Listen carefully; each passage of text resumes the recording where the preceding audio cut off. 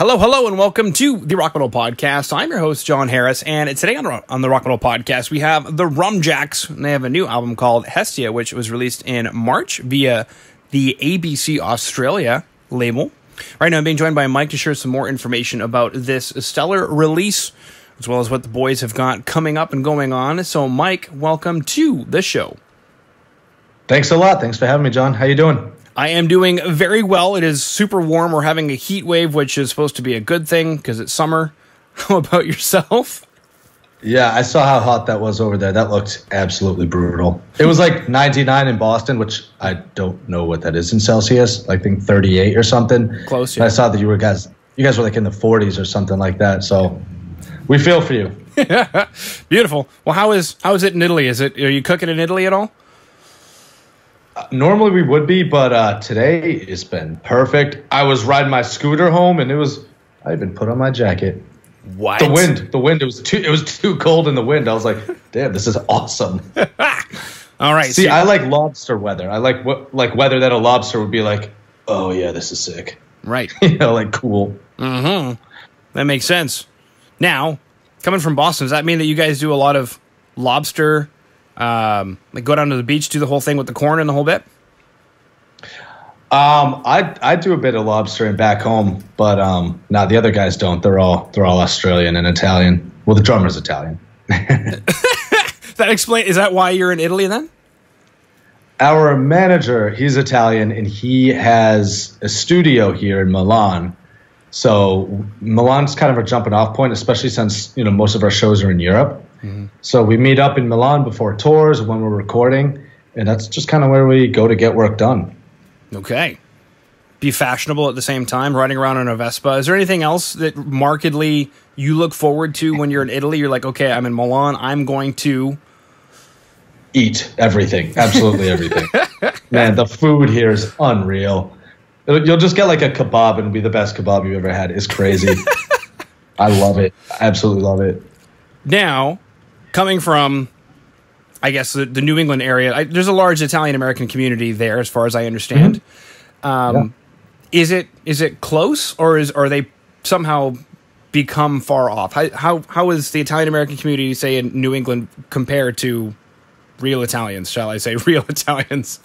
Yeah. Well, Italian-Americans have really developed their own distinct culture, and a lot of that comes from in the 1850s, there was a huge 1860s, a huge wave of Italians came to the States, and a lot of them were from the South, a lot from Sicily.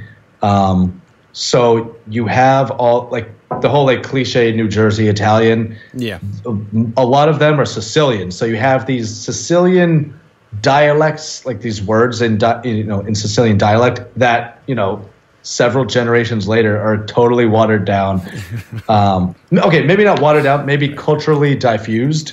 So you end up with a lot of, I don't know, I'd call it original culture that you don't find in Italy, but it's still very distinctive of Italian Americans.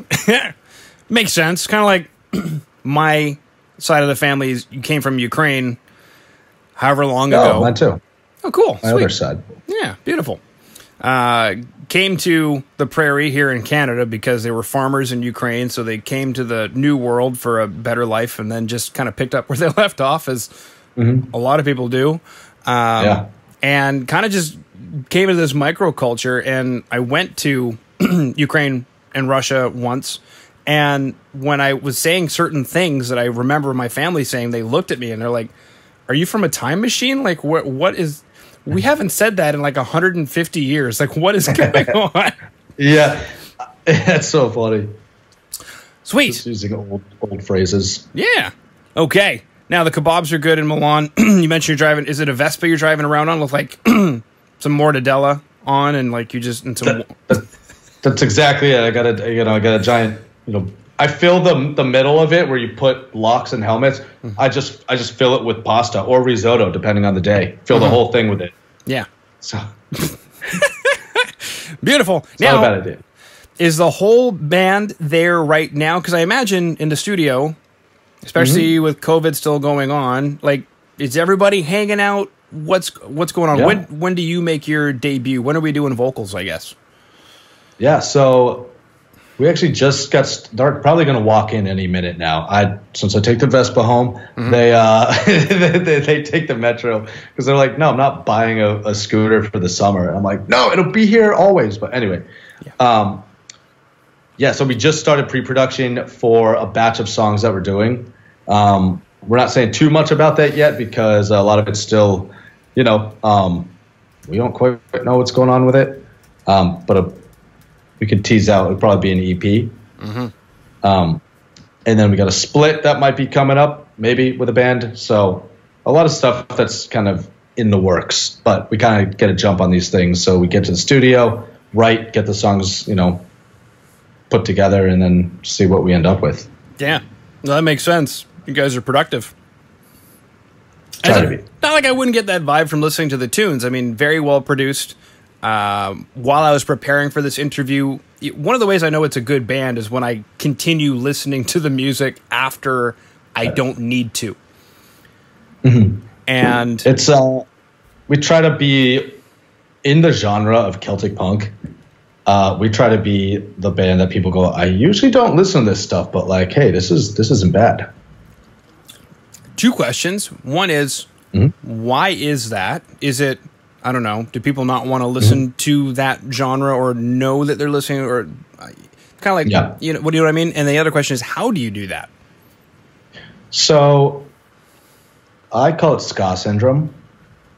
So the 90s, ska took a huge turn, and it became like Hawaiian shirts, and it became really goofy, and it just became a goofy fun guy genre. Yeah. Whereas like the 80s, it was like, I don't know, there was a lot of cool stuff. There was culture going on. It was coming out of London. A lot of it was about like, socioeconomic politics and racial politics and all sorts of things that people want to talk about.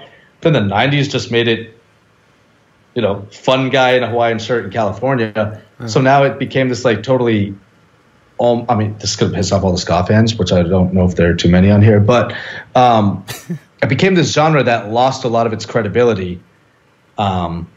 But you still have bands like the Mighty Mighty Bosstones, which like do it with dignity, and they're badass and they're cool. So I like to think of Celtic punk in the same way, whereas like Irish music is badass. It's sorrowful, it's sad, it's got stories that I don't know. I grew up with. But then you have a lot of bands that are like Plastic Patty. So it's like St. Patrick's Day Irish drinking Guinness. Yeah. And it's like, fun, but missing the point. Right. So we try not to be gimmicky about it. It's just like we write songs that we think that, that we want to talk about or write about. And then, I don't know, since we kind of grew up on like hardcore and punk and stuff, that gets in there, and then we throw in these folk instruments that we love anyway. And it's like, that's how you put bagpipes in a song without it being like singing about leprechauns. Yeah. I noticed that. There were no leprechauns. Unfortunately, not this time. No. The next album's, leprechaun-themed concept album, and it's actually about a prepubescent leprechaun, and as he develops into a man, and all the journeys that he goes on, and his trials and tribulations. So it's a concept album. Yeah, that sounds brilliant, actually. So then you're half Irish, half Ukrainian? My mother's side is Irish-Italian, which is a very Boston combination, and my father's side, Ukrainian, Polish, Jews. Okay. Wow. Which came here in the 20s and 40s. Yeah. Because of various things going on. I was going to say, Europe's been rough. Yeah? Europe's been rough for us, us Jews. You're kidding. Yeah, but we bounced back. Sure did, baby. Yeah, my mom's side is Romanian Jew. Yeah, they got the brunt of it. They got the brunt of a lot. Oh, yeah. I heard about it. Well, kind of.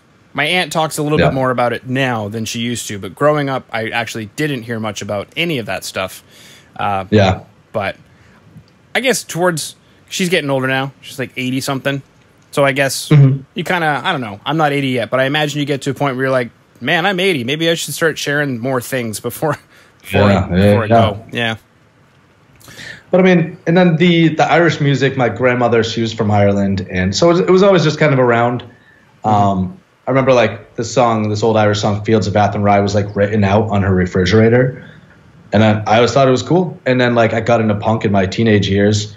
And then like I started finding bands like the Pogues. And I was like, huh, they just mixed the two? That's weird. And this is awesome, you know? Yeah. So, yeah. Very cool. Now, speaking of it being a great record, apparently there's over 2 million streams already. Yeah. I don't know how. This is very new to me. So I joined the band last March. I replaced the old singer and wrote this album. So this is all very new to me. It's a really crazy experience because, I mean, I've played in punk bands since I was like 13.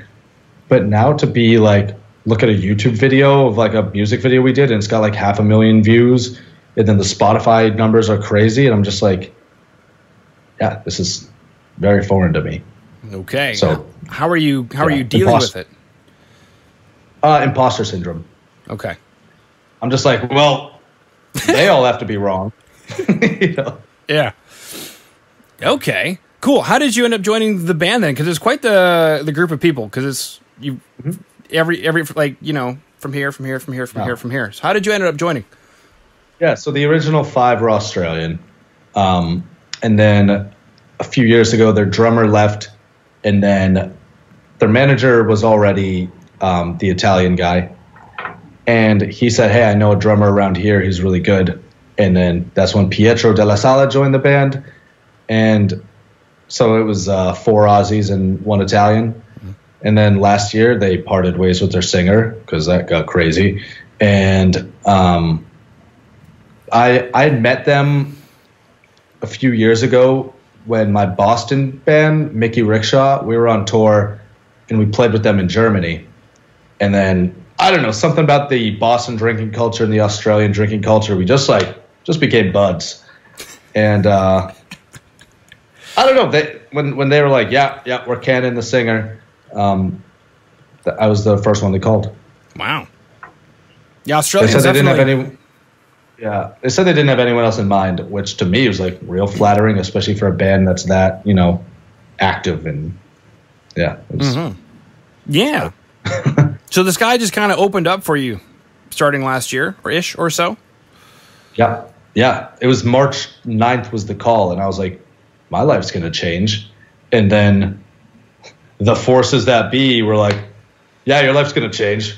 Watch this. And then press the global pandemic button. Yeah. So how did you get around that? 'Cause you mentioned that you helped write the album, just vocally or musically as well. Like, do you play guitar, piano, anything? Yeah. I play guitar, drums. Like I play it all. Okay. So I would record full demos and I'd send them over to the guys and be like, what do you think? And then they had some demos, they'd send them back and then we'd kind of just work on them, pitch ideas. And then when we got together, last summer when we first got to Milan, we spent like a full month in pre-production, just going through all the songs. We had so many, you know, different songs to choose from and start piecing together. And yeah, that was pretty much how it came. Just people just making demos at home and then throwing them into the group chat. Yeah. And then they were coming from the future. You were coming from the past. Well, they actually live scattered throughout Europe. So okay. We're all European based. Still the future. Yeah. But not as much as the future. Yeah. No. Okay, cool. And then how did ABC get involved? Were you guys already on ABC? Mm-hmm. Okay. Yeah, they've been with the band, I think, since like 2010 or something like that, from like way back. So they've been really supportive this whole time. And we have a really good relationship with them. Okay. I haven't even met the label contact, I guess our label manager, Basil. I haven't even met him yet. And I talk to him all the time because, you know, he's down under. And we geek out over ramen. So I was in New York a few days ago and I'm like, hey, Baz, what famous ramen places should I try? He's like, you got to go here and here and here. And I'm sending him pictures. So yeah, we're tight. Very cool. Have you ever had ramen in Japan? I have. Okay. My favorite was in Kyoto and it's hard to beat.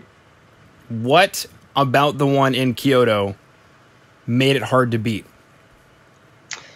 It must just be that everything. It's going to sound like a generalization. I've noticed a lot of people in Japan, they really, really respect their craft. They get better at it. They hone it. Sometimes it's generational. It's passed down. Even like the best coffee I've ever had, like, sure, coffee culture is a whole thing where like people obsess over it. But I had this one coffee that was like, what is this? It came from a weird, crazy Japanese siphon, but it looks like a science experiment. So if the coffee is just like that, then the ramen with a million different ingredients and techniques and processes, it's just experience and like passion going into that can make just a broth be the best thing to ever like hit your mouth, you know? Yeah. I can think of a few, because I went to culinary school a few years back. Oh, okay. There is a difference between good coffee and shit coffee. Absolutely. Absolutely. And this is from... I pay attention to my beans. I weigh them. I do a proper like 17-to-1 water ratio, whatever. I do, like weigh them out, grind them. I do the whole thing, throw them through an AeroPress, and then like time it with the water temperature. Like I nerd out over that stuff. Yeah, and that's what you got to do. Good quality beans and as you mentioned, procedural stuff. Like what's the steps going into it? And a couple of things I wrote down as you were saying those things was the I don't know if it's a full idea in Japan. I've never been myself, but it sounds like Kaizen, the idea that you are constantly continuous self-improvement. Yeah, it's a cool word. Is that so? That's evident when you go to Japan, Kaizen. I think so. I think you see it in a lot of ways. The food, for sure, they take such care. Even just like rice. How good can rice be? Plain rice, and it's can wild. Be good. Yeah, it can be good. And like, you know, being on the East Coast, we have a lot of access to a really good world-class food. Like in New York City, where I was living for a while, we have a lot. And then you just go there and just like, different story. Same with here. It's like, yeah, I don't know what it is. Exactly. And what else was there? I love food. Yeah, I noticed that we started chatting about food. And then we're continuing to chat about food. So, I mean, food is good. I'm hungry. Wicked hungry. I'll have to make sure we end this sooner than later. So No rush. One of our friends in the area, she's making us a matriciana at 8 o'clock. So we're going to have that's going to be our first home-cooked Italian dinner of the trip. So okay. Now, forward to that. I speak bad Italian. So what did you just say? What is that? Amatriciana. It's just a type of pasta, kind of like carbonara is a type. Yeah. Amatriciana is guanciale. It's pork jowl, and then pork jowl, and then a tomato sauce. Okay. Basically, that's it. But, okay. So it's going to be rich. It's going to be gelatinous. Oh yeah, absolutely, absolutely. Yeah, full of flavor. You'll have a nice red wine, I'm sure, to go along with it. Yeah. Usually from her region, it would probably be Montepulciano. I always mix them up, but okay. Yeah. I heard the Mont part, so a mountain, or at least a hill. Yeah. I don't know. Who knows? I just eat what they tell me to. I go, yeah. Oh yeah, it's great. It's great. And I'm like undeserving of how good the food is. I'm just like, yeah, it's great. Yeah. Bombazza. Cool. Actually, that reminds me of a line in a Drake song where he says, "I'm blessed to the point where it doesn't feel right. Like I'm getting it wrong, but basically, like I don't understand why I'm deserving of all this." Do you feel that right now in this moment? A lot of times, yeah, absolutely. Yeah, blessed so much it doesn't make no sense. That's the line. Blessed so much it doesn't make no sense. That's how I feel, especially with like the tours that we have coming up in some of these festivals. Like we're playing like Hellfest with like Guns N' Roses. I'm pretty sure. Oh no, they dropped. It was supposed to be this summer. Limp Bizkit. We're doing a festival with Limp Bizkit. Yeah, that'd be so sick. I know. All I want to do is fist bump Fred Durst casually. I don't make a big deal of it. I just want to walk off stage and he just like, that's all I want. Yep. That'll be. Yeah. That's it. It would be so funny. Yeah. Well, the funny thing is, because obviously you guys came across my desk. I dig it. Good stuff. I work with a guy who is from our Irish-Scottish part of Canada. So in the I'll call it the Far East. We've got like Nova Scotia, New Scotland. Nova Scotia. Oh, yeah. nice. Yeah, PEI, New Brunswick. We've got this area where they quite literally, you go to some areas and you're like, you're from Canada? They sound like they're from Ireland or from Scotland, but they still have the accent. Yeah. Oddly enough, that is kind of that's your Canadian, like a boot kind of accent that we've kind of gotten known for. But Scott. Yeah, he's really into this kind of music. And I said, hey, have you ever heard of the Rumjacks? He's like, yeah, love them. So that's when I knew you guys were legit. Nice. Yeah, that's a good litmus test for sure. Yeah, cool. So we've got a few music videos: Light in My Shadow, Hestia, Sainted Millions, and Rhythm of Her Name. I'm going to have in the show notes for today links to all of those music videos, so everybody listening in or watching can definitely can check them out. Quite a lot of production that went into these guys. How did you guys do this? So before the Rumjacks, I had a job and I'm a filmmaker. So I directed these music videos, except for Hestia. Hestia was done by our friend here in Italy. But yeah, the other ones, like Sainted Millions, that was like the first one. And they were like, well, any ideas? And I was like, if I do good on the first music video, they'll let me do the rest. And that'll just be part of the band. Like the band gets to express its art through music. And it's like, oh, if it can also put out cool videos. So that's what we did. We rented this like very strange smelling orgy mansion in the foothills of Italy, in the mountains. And, but the place was beautiful. This like Gothic mansion. And we shot this weird video that's supposed to look like day one of the afterlife without being like a zombie looking video. Because the song itself, Sainted Millions, is kind of like a song between the living and the dead. You're walking through a graveyard and the dead and a living person are singing back and forth to each other. That's kind of what the song is. So I had this weird concept for the video, and then label gave us a budget, and then I was like, all right, what can we put together for a crew here in Italy and have me direct while still being in it, which felt so narcissistic, and I felt super uncomfortable with it. But I was like, there's no choice but to just do it and just deal with that. Yeah. And then we did the same thing for Light in My Shadow, and then Rhythm of Her Name just came out, and the band couldn't get together in one place, and they were like, can you do one with just you? And I was like, if you guys are cool with that, I can make it happen. Seems like they were cool with that. Yeah, totally. I felt weird about it, but this is what it is. Yeah. So the next time we chat, when you guys have a new stuff coming out, this chat is kind of focused on changes and things are happening, and I have to take on a new set of, I don't know, mental scripts, attitudes, however we want to refer to them. So next time we chat, you're just going to be that narcissistic, ego-ridden.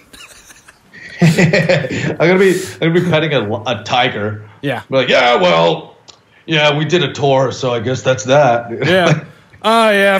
Fred Durst is over there. He's getting me a beer. Don't worry about it. So Fred, what's up, dude? Yeah. You hit this bong? No, but I mean, I feel like coming from like the punk scene and like playing hardcore music forever, like you joining a band like this, it's so ego is the first thing that you make sure not to let get to you. Or at least I hope so. Yeah. Yeah. Well, what it sounds like is they carefully chose somebody who fits the brand of the band and who also brings more skills to the table than just showing up to sing on a microphone. Yeah. Yeah. I mean, we all just get along well. Like that too. We all just became really good friends. So they were like, yeah, that'll work. And then I was like, all right, I work hard at whatever I do. So it's like, I'm going to take this and like, go balls to the wall. And yeah, it's hopefully paid off so far. That's right. Sweet. Okay, so we've chatted about a lot of things. Italian-American culture. You guys are doing some pre-production in Milan. We even got to throw in some ska syndrome in there, the different waves of ska and how that has changed into goofy, nerdy trumpet, Hawaiian shirt stuff. And then Kyoto Ramen, Kaizen. It's so shots fired. Shots fired! And I love ska. Don't get me wrong. I love ska. Which is, I'm proud to say. That's right. Anyway, sorry. Go on. So on the Ska podcast today, we chatted about the new album and how it is blowing up, quite literally blowing up. And then we chatted about some music videos, which you were the director of, so that's cool. Yeah, if you've got more time, I don't know if you do or not, and not today, but maybe another time, we could chat about what goes into making a music video, maybe like a separate interview, like an industry insider kind of thing, you know? Yeah, absolutely, because I have a lot of advice on that. I see a lot of bands do it wrong. Okay. And losing money where they don't need to. Exactly. Cool.